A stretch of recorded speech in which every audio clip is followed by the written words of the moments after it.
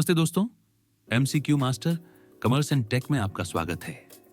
आज दिन 21 में हम बात करेंगे ट्रेडिंग अकाउंट, इसका प्रपोज, प्रिपरेशन और रिलेटेड एमसीक्यू पर।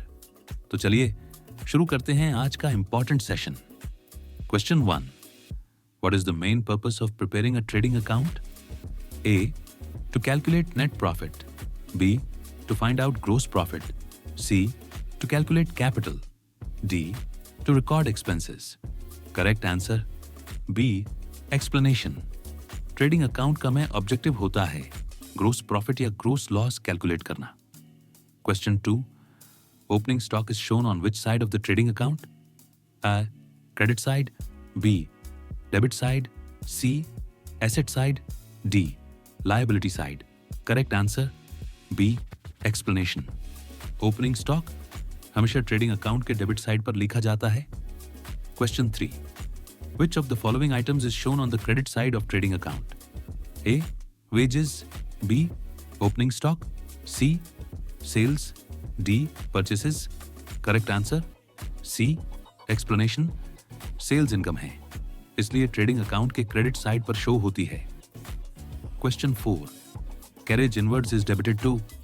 ए, profit and loss account, B, capital account, C, trading account, D, suspense account. Correct answer C, explanation. Carriage inwards goods के परचेस से जुड़ी होती है, इसलिए ट्रेडिंग अकाउंट में डेबिट होती है। Question 5, which of the following is not included in the trading account?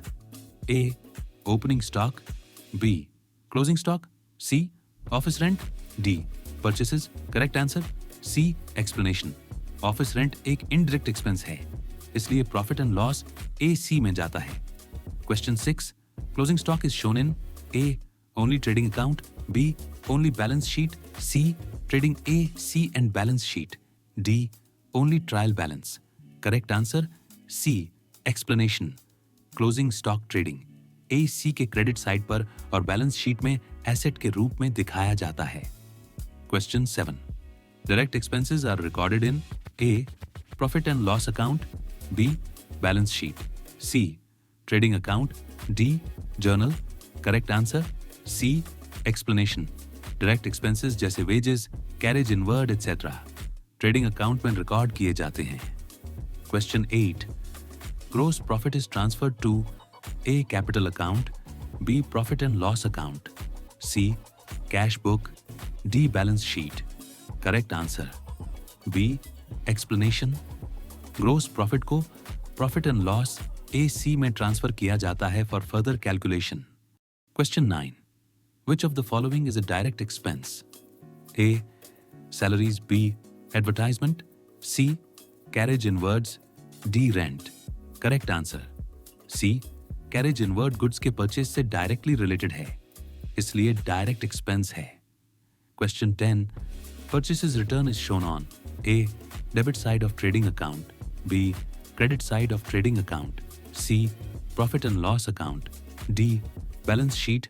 Correct answer B, purchases return को purchases से माइनस करके ट्रेडिंग अकाउंट के क्रेडिट साइड में दिखाते हैं।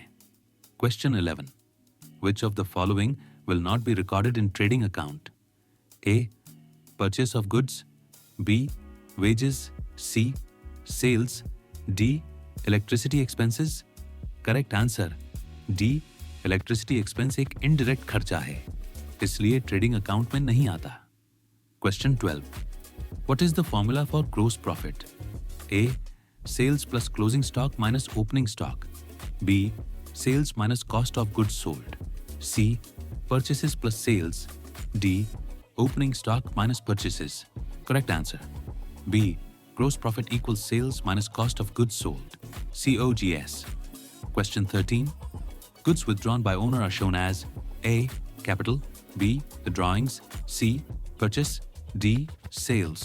Correct answer B, goods withdrawn by owner drawings होते हैं। Business के लिए reduction. Question 14, in trading account abnormal loss is A, credited, B, debited, C, transferred to capital, D, ignored. Correct answer B, abnormal loss को trading account के debit side में लिखा जाता है। Question 15, Sales return is adjusted in A. Purchases, B.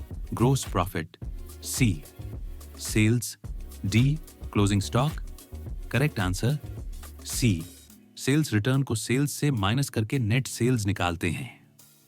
आज के trading account MCQ session में इतना ही। अगर आपको वीडियो पसंद आया हो तो लाइक करें, चैनल को सब्सक्राइब करें और दोस्तों के साथ शेयर करें। तब तक अपना ख्याल रखें। जय हिंद।